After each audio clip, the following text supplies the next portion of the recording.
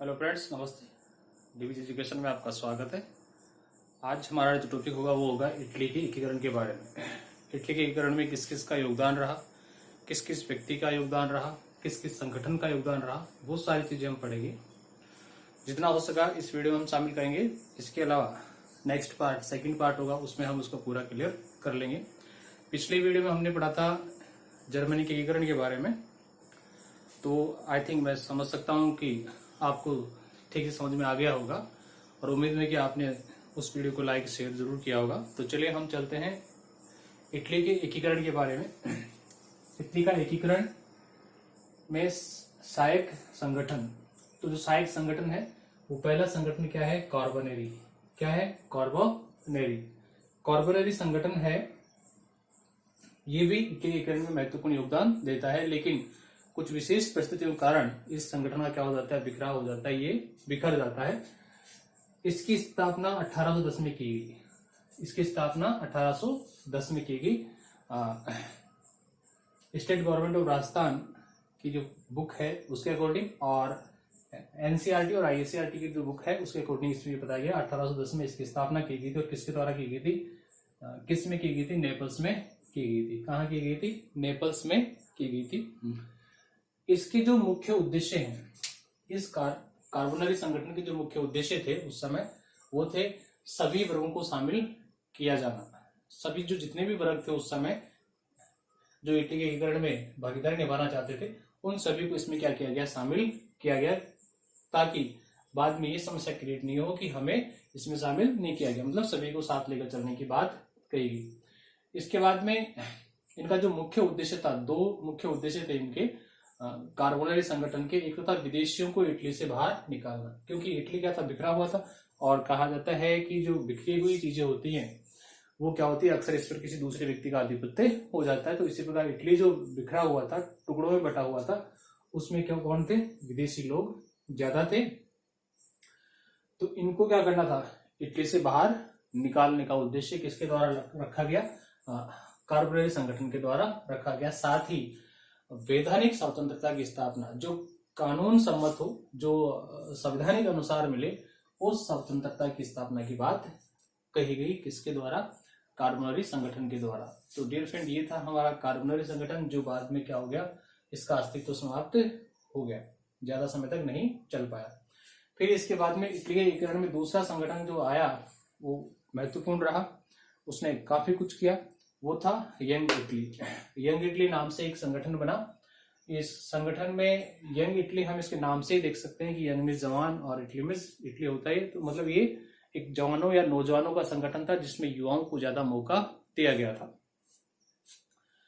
इसकी स्थापना 1831 में की गई। कब की गई? 1831 में इसकी स्थापना की गई। और किसके द्वारा की गई? मैजिनी के द्वारा की गई। किसके द्वारा की गई? मैजिनी के द्वारा इसकी स्थापना की गई। इसने कार्बोनेरी का स्थान लिया। जो कार्बोनेरी संगठन था वो जो उसका अस्तित्व जो खत्म हो गया था, उसके बाद में ये संगठन आया और इसने इसका स्थान ले लिया। इसका सबसे बड़ा जो उद्देश्य था वो था कि हमें क्या करना पड़ेगा? युवाओं को इसकी जिम्मेदारी देनी पड़ेगी, क्योंकि बिना युवाओं के हम क्या नहीं कर सकते? अपनी इटली का एकीकरण नहीं कर सकते। इसलिए इसने ये तय किया कि हमारी सबसे बड़ा जो कार्य होगा वो क्या होगा? नेतृत्व की जिम्मेदारी किनके हाथों में दी जाएगी? युवाओं के हाथों में दी जाएगी। क्योंकि जो मैजिनी था वो भी क्या था? एक युवा था। और संगठन का नाम भी क्या था? Young Italy. यंग इटली ने किसका स्थान लिया? कार्बोनेरी के संगठन का स्थान लिया। इस यंग इटली ने 3 नारे दिए इटली को एकीकरण करने के लिए। इसने 3 नारे दिए। कहा कि हमेशा हमें क्या करना पड़ेगा? परमात्मा में विश्वास करना पड़ेगा। क्या करना पड़ेगा? परमात्मा में विश्वास करना पड़ेगा। साथ ही इटली के जितने भाई हैं, इटली में रहने वाले जितने लोग हैं जो इटली में विश्वास रखते हैं, इटली की स्वतंत्रता में विश्वास रखते हैं, उन सभी भाइयों को क्या करना पड़ेगा? साथ लेना पड़ेगा। इटली के सभी भाइयों को एक साथ लाने की बात कहेगी। साथ लाओ, ये नारा दिया। और साथ ही थर्ड जो नारा दिया वो दिया, इटली को मुक्त करो। इटली को मुक्त करो। तो ये 3 नारे प्रसिद्ध रहे यंग इटली के। जो यंग इटली संगठन था उसके 3 नारे प्रमुख रहे। परमात्मा में विश्वास, भाइयों को एक साथ लाओ और इटली को मुक्त करो। अब हम इसके उद्देश्यों की बात कर लें तो इसके उद्देश्य जो थे वो मुख्य रूप से 4 थे, एकता, समानता, स्वतंत्रता और जन कल्याण करना। ये चाहते थे कि जब इटली का एकीकरण होगा तो हमारा उद्देश्य ये होगा कि हम सबसे पहले इनको प्राप्त करें। एकता के सूत्र में बांध लें इटली को, सभी के साथ समानता का व्यवहार किया जाए, सभी को स्वतंत्रता दी जाए और सभी का जन कल्याण होना चाहिए। मतलब एक व्यक्ति विशेष को नहीं बल्कि सभी को क्या देना चाहिए, महत्व देना चाहिए। इसके बाद में हम आगे चलें तो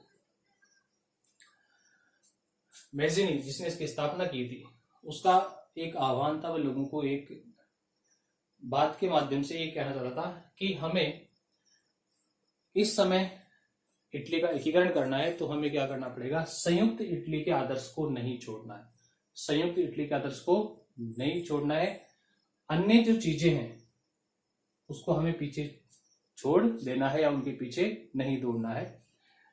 संयुक्त इटली के आदर्श को छोड़कर अन्य चीजों के पीछे मत दौड़ो। मतलब हमें जो दौड़ना है, हमें जो अचीव करना है वो क्या करना है, संयुक्त इटली को अचीव करना है, अन्य चीजों को प्राप्त नहीं करना है। तो डियर फ्रेंड, ये थे इटली एकीकरण में सहायक संगठन 2। इसके बाद में हम अगला टॉपिक पढ़ेंगे नेक्स्ट वीडियो में इससे संबंधित। तो अगर वीडियो अच्छा लग रहा है आपको तो please I request politely to you, मैं कहना चाहूंगा कि आप मेरे चैनल को अधिक से लाइक शेयर और करते रहें, ताकि फेसबुक पेज है डीबीजे एजुकेशन उसको भी आप शेयर और लाइक और फॉलो करते रहें। जय हिंद, जय भारत।